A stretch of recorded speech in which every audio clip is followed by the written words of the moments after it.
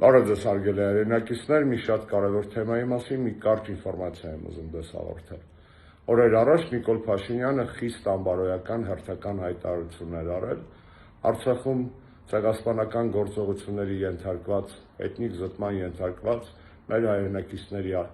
խնդրի առիթով նա հետևյալ խայտառակ հայտարարություններ արել։ Ցեղասպանությունների մրցավազքը պետք է դադարեցնել։ Ցեղասպանությունների մասին խոսույթով մենք ստանում ենք ցեղասպանությունների մասին խոսույթ։ Հայաստանի ժողովրդին, ներառյալ Ղարաբաղի ժողովրդին թույլ չտալ, որ խաղաղվեն։ Նրանց պահել պանդուխտի եւ գաղթականի կարգավիճակով, հույս տալով, թե հեսա մի օր ցեղասպանությունը կճանաչի միջազգային հանրությունը, մեր քաղաքականությունը եւ ռազմավարությունը հետեւյալն է։ Մենք պետք է խաղաղվենք։ Սակայն ճակատագրի հեգնանքով գրեթե նույն օրերին Հայաստանը ՄԱԿ-ի մարդու իրավունքների խորհրդի քննարկման է ներկայացրել այսպիսի բանաձև Prevention of Genocide։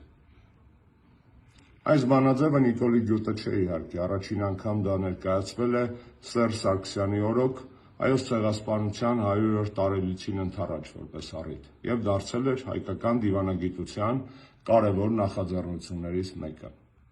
Մի քանի բառով ձեզ ներկայացնեմ, թե ինչի մասին է այս ռեզոլյուցիան, որ ներկայացվել է Հայաստանի կողմից։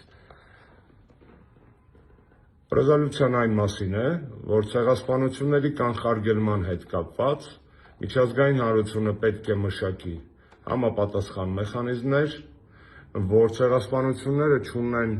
վաղեմության ժամկետ որպես մարդկության դեմ ոչիրներ, որ ցեղասպանությունների կանխարգելումը միջազգային կառույցների եւ միջազգային հանրության պարտականությունն է եւ դա շատ կարեւոր հարց է։ Ժողովուրդ ջան, փաստորեն Նիկոլ Փաշինյանը ոչ միայն ներսում խայտառակ անբարոյական հայտարարություն է անում, որով սակարկման տակ է դնում ոչ միայն արցախահայության էթնիկ զտման ենթարկելու ադրբեջանական ցեղասպանական գործողությունների փաստը, այլև հայոց ցեղասպանության միջազգային ճանաչման հարցը, փորձելով այդ երկու հարցերը փաթեթով ծախել Ադրբեջանի եւ Թուրքիայի վրա, իսկ դրսում հերթական ցինիկությունն է անում Սերժ Սարգսյանի ժամանակյանից մնացած ռեզոլյուցիան copy-paste անելով։ Իբրև թե ցեղասպանությունների կանխարգելման անվան տակ, ռեզոլյուցիայի անվան տակ։ Զավեշտ է, չէ՞, մի հատ դրսի աչքով նայեք, որքանով է ծիծաղելի եւ ողբալի մեր վիճակը, որ մարդ, ով այսօր վարչապետի պաշտոնին է նստած,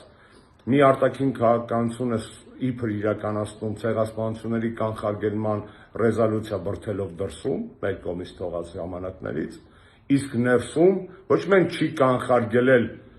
արցախահայության նկատմամբ իրականացված ադրբեջանական ցեղասպանական ակտը, այլ նաև պատրաստ է հրաժարվել այդ հարցից եւ դա կոչվում է ցեղասպանությունների մրցավազք։ Նայեք դրսի աչքով եւ կտեսնեք, ինչքան ողբալի, խեղճալի եւ զզվելի վիճակում է մեր արտաքին քաղաքականությունը, երբ որ մարդիկ անգամ ազգային խնդիրների շուրջ պատրաստ են գնալ գեոպոլիտիկ խաղերի, սակարկումների եւ սպեկուլյացիաների։